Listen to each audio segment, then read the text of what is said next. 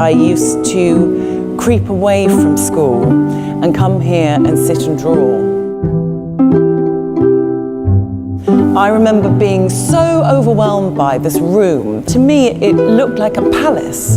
And when I found out that this was the original entrance to the V&A, and it was for all people, specifically workers, to come and have food in the museum, I think it's probably the most exciting cafe in the world.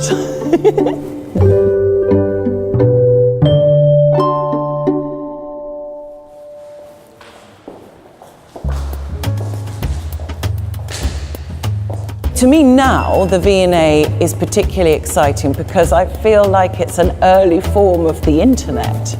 Rather than looking at these objects that we may never have encountered in life through a screen, we get to see it in real, in front of us. This room is very beautiful. I've sat and had tea here with friends before, and there's something very special about it, that you're sitting in part of maybe William Morris's mind. His viewpoint was that art should be for all, and that of course is what the V&A is about.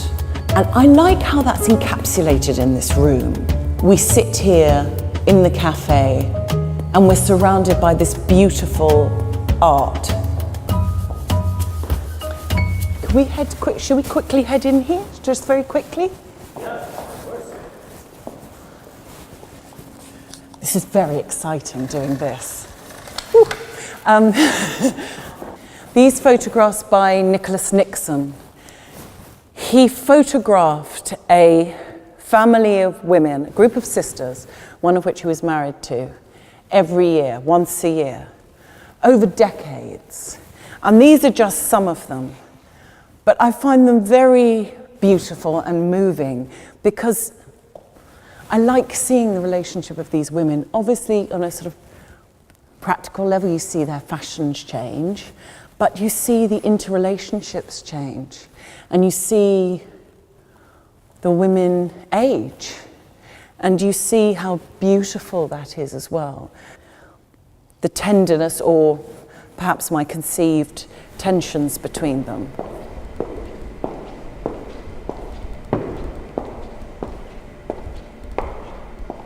I chose Julia Margaret Cameron, not just because her pictures are beautiful, but because she was one of the first female photographers. People within the photographic community attacked her work. They were really, really critical, mostly actually because of her techniques, because she was the first photographer to take photographs purposely out of focus. Yes, and doesn't she deliberately leave smudges and scratches on the photographs? Exactly. That was part of her vision Exactly. and what she wanted. Seeing the roughness of them, the organic nature of them. Behind Tennyson there's that backdrop which isn't perfectly arranged, his bow tie isn't perfectly tied. It's the classicism but with the imperfections that make it so alive and beautiful to me.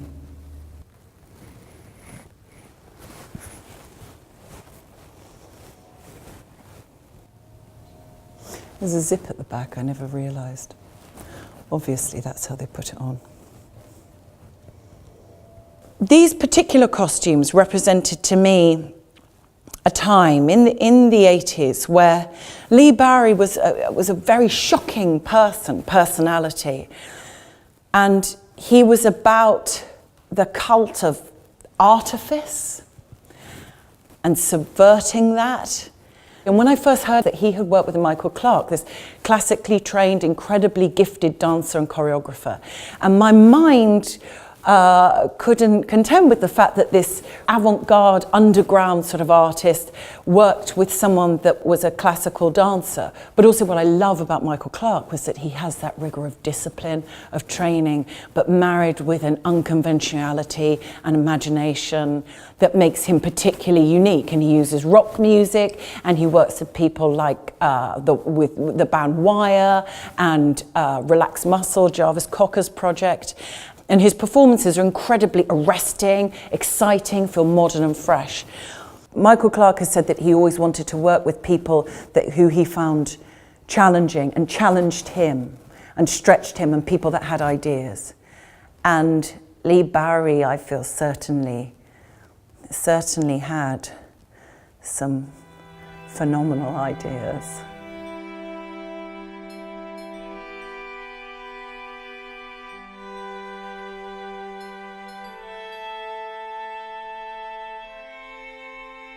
Many of these items I had only seen in magazines. The first time I came to the exhibition, it was the first time I'd seen really a lot, maybe all of them. It seemed to be a world of fantasy and danger, empowerment, beauty, excitement. It seemed to encapsulate so many emotions, but in a garment. And the idea that that kind of work of art that you could wear and you could have a direct physical relationship with was really exciting to me, and one of the reasons why I became so interested in McQueen and his work, and so excited whenever there was a show to see what that show might be like. Shalom Harlow walked out wearing this dress and stopped at the end of the catwalk, and these two machines came out of the floor and they started this balletic dance that seemed very graceful, and then the dance seems to intensify and it seems to become aggressive, and she responds to that and becomes vulnerable, and then they spray this mixture of it's black paint and acid yellow paint all over the dress, and then she walks out and offers herself up to the audience, and it was almost sexual. It was like an act of creation. I was blown away by it. I was blown away that this is something that you could do with clothes.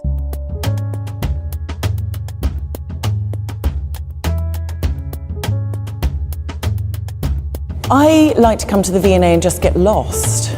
I remember going into the cast court and being overwhelmed by the objects in there, their scale, and that incredible reproduction of the column that's in two sections. The idea that that would have been one on top of the other and it was separated.